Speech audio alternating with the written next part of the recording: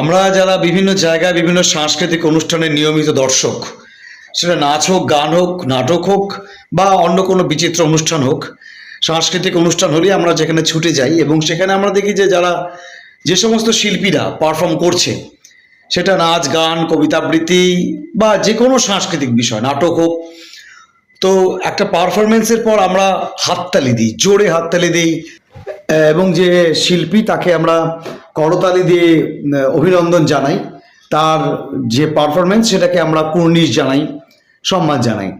অবশ্যই এটা আমাদের কর্তব্য যে একজন শিল্পী যখন মঞ্চে পারফর্ম করছেন তখন তিনি ডিজার্ভ করেন আমাদের করতালি, ডিজার্ভ করেন আমাদের দেওয়া সম্মান, ডিজার্ভ করেন আমাদের শুভেচ্ছা, ভালোবাসা ইত্যাদি ইত্যাদি।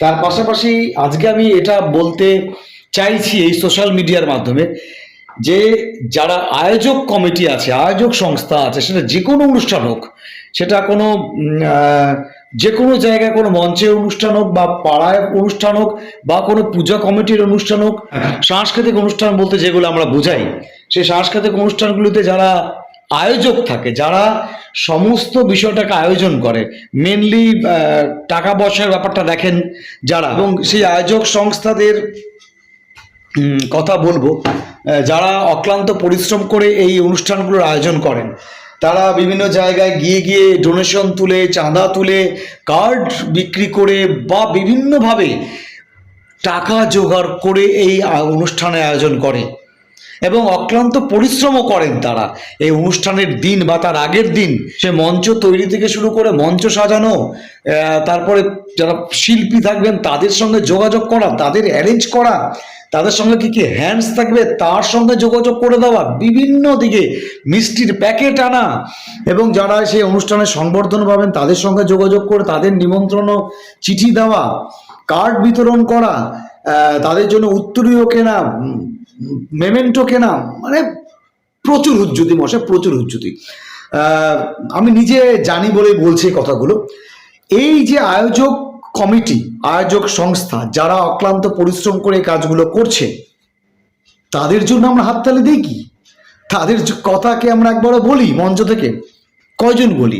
দু একজনের নাম হয়তো বলে ফেলি, কিন্তু আদতে যাদের জন্য অনুষ্ঠানটা হচ্ছে তাদের জন্য কিন্তু আমরা দর্শকরা হাততালি দিই না।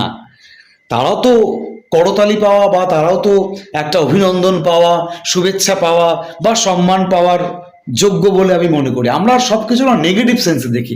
আমরা মনে করি যে হয়তো এই যে প্রোগ্রামটা হচ্ছে এখান থেকে ওরা নিশ্চয়ই কিছু ওদের পকেটে ঢোকাবে বা এখান থেকে ওদেরও নিশ্চয়ই কিছু লাভ আছে। আরে অত স্বার্থ নিয়ে দেখতে চলবে না মশাই। যে শিল্পীরা পারফর্ম করছেন তারা পারফর্মটা করতে পারছেন কিন্তু ওই আয়োজক কমিটিদের জন্যই।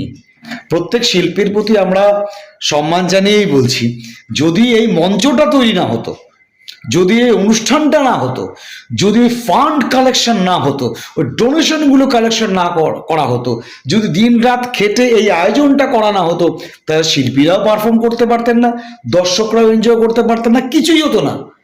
তো যারা উদ্যোক্তা, আয়োজক, তাদের জন্য অন্ততপক্ষে প্রতিটি অনুষ্ঠান শেষে একটা করতালি হয়ে যাক, একটা ধন্যবাদ জ্ঞাপন হয়ে যাওয়া উচিত আমি মনে করি ব্যক্তিগতভাবে।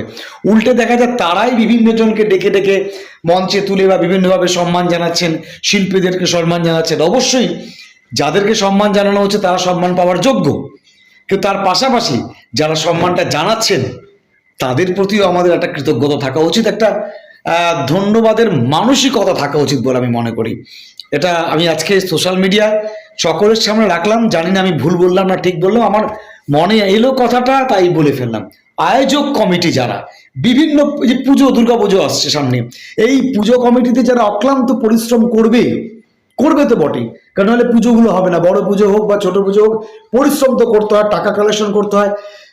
এমন তো না যে কেউ যেচে এসে টাকা দিয়ে যাচ্ছে যে ভাই তোরা পুজোটা কর, আমরা চাঁদা দিচ্ছি, আমরা ডোনেশন দিচ্ছি, বা তোরা এই প্রোগ্রামটা কর, আমরা কিন্তু ডোনেশনটা পৌঁছে দিচ্ছি তো বাড়ি বাড়ি গিয়ে বা তোদের হাতে গিয়ে। এটা কিন্তু কেউ বলে না, বলে কি? বলে না। তো সেই আয়োজক কমিটি যারা বা যারা এই অনুষ্ঠানটা যাবতীয় দায়িত্ব নিয়ে উদ্যোগ নিয়ে কাজটা করছে, তারাই যাচ্ছে বিভিন্ন জায়গায় গিয়ে নানানভাবে তারা এই অর্থ সংগ্রহ করছে, অ্যাড জোগাড় করছে, ফান্ডিং জোগাড় করছে। শুধু তাই নয়, কিভাবে মঞ্চ তৈরি হবে, কিভাবে সাজসজ্জা হবে, সমস্ত কিছুর সঙ্গে যোগাযোগ করছে। তাই তাদের জন্য একটা হাততালি হবে না? তাদের প্রতি আমরা একটু কৃতজ্ঞতা জ্ঞাপন করব না? এটা কেমন করে?